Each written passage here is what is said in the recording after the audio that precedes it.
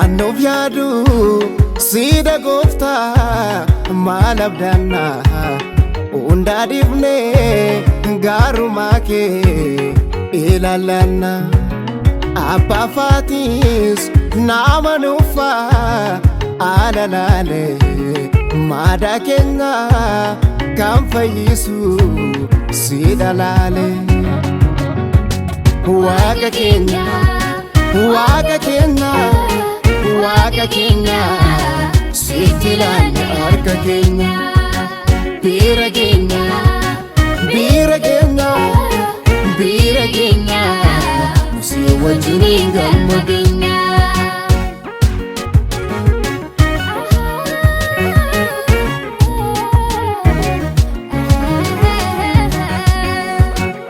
asilaale achilaale oo madamne firri keenya waan calliseef itti dhifne si qofaadha iyya keenya kan birmaate ati dhufnaani gooroon keenya nu boqote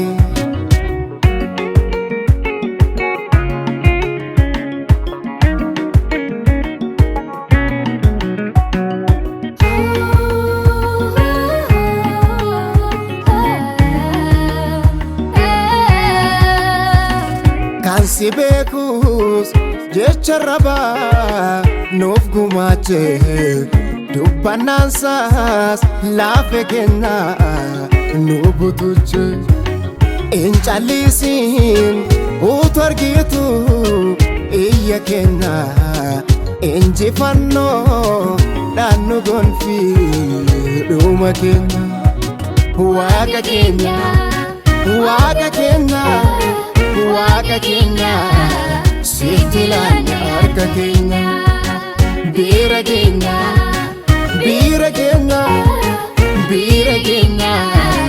si wajjin galma keenya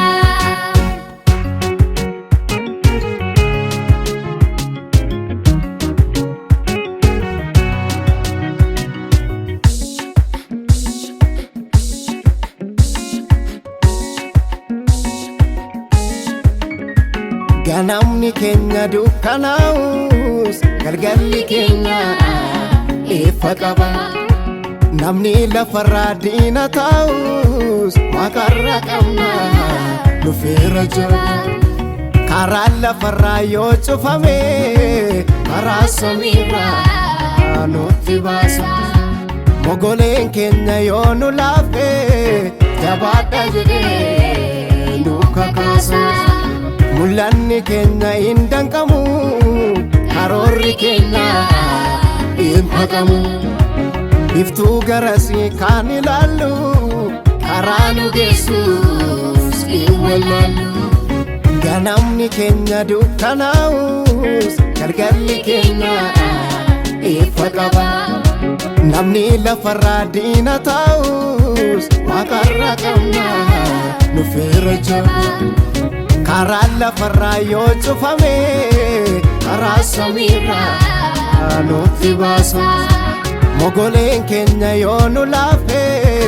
jabaadha jedhee nu kakaasa